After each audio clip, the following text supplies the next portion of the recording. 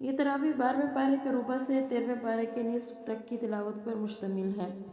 اللہ تعالیٰ نے لوگوں کو عبرت کے لیے سیدنا ہود اور کئی پیغمبروں کی نافرمان امتوں پر عذاب کے واقعات کا ذکر فرمایا ہے۔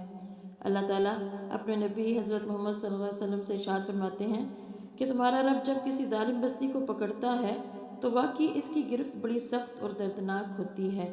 اے نبی صلی اللہ علیہ وسلم، ہم جو تم کو پیغمبروں کے واقعات سناتے ہیں تو اس طرح ہم تمہارے دل کو مضبوط کرتے ہیں، تم کو اس طرح حقیقت سے آگاہی ملتی ہے اور ایمان لانے والے کو نصیحت اور بصیرت حاصل ہوتی ہے۔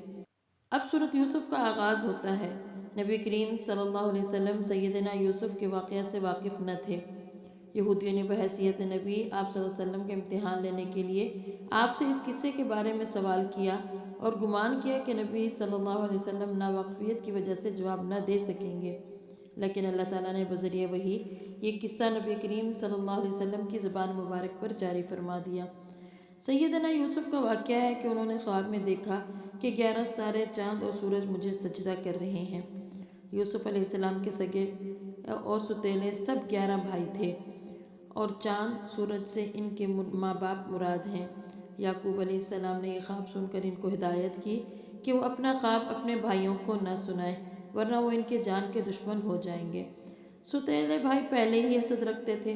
آخر ایک دن ان کو ایک اندھے کنویں میں ڈال دیا اور بات یہ بنا دی کہ بھیڑیا کھا گیا۔ قافلے والوں نے کنویں سے نکال کر مصر کی حکومت کے ایک اعلیٰ افسر کے ہاتھ ان کو بحیثیت غلام فروخت کر دیا۔ اس افسر کی بیوی ان پر فریفتہ ہو گئی اور بدکاری پر مائل ہوئی۔ یوسف علیہ السلام کے انکار پر ان کو قید میں ڈال دیا۔ قید خانے میں 2 قیدیوں سے ملاقات ہوئی جن کے خوابوں کی سیدنا یوسف نے صحیح تعبیر بتائی۔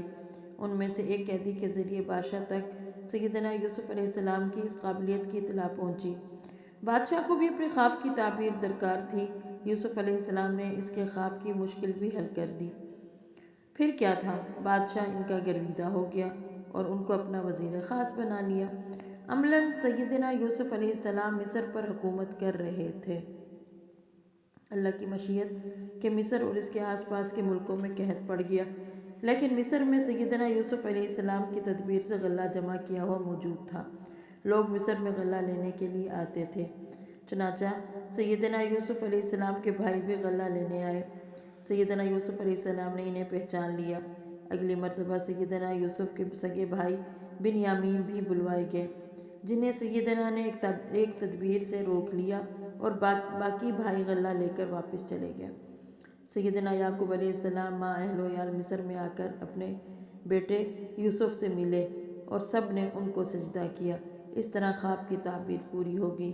اللہ تعالیٰ ارشاد فرماتا ہے کہ انبیاء علیہ السلام کے ان واقعات میں سمجھدار لوگوں کے لیے بڑی عبرت ہے، اور قرآن جس میں یہ واقعات درج ہیں مومنوں کے لیے باعث ہدایت و رحمت ہے۔ اس کے بعد سورۃ رعد شروع ہوتی ہے۔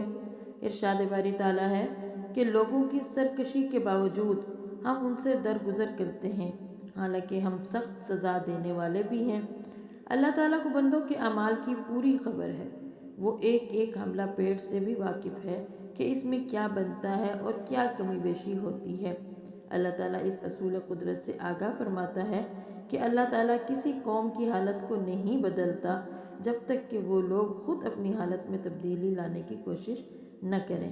اے لوگو، برائی کو بھلائی سے دفع کرو، آخرت کی نعمتیں تمہارے لیے ہیں۔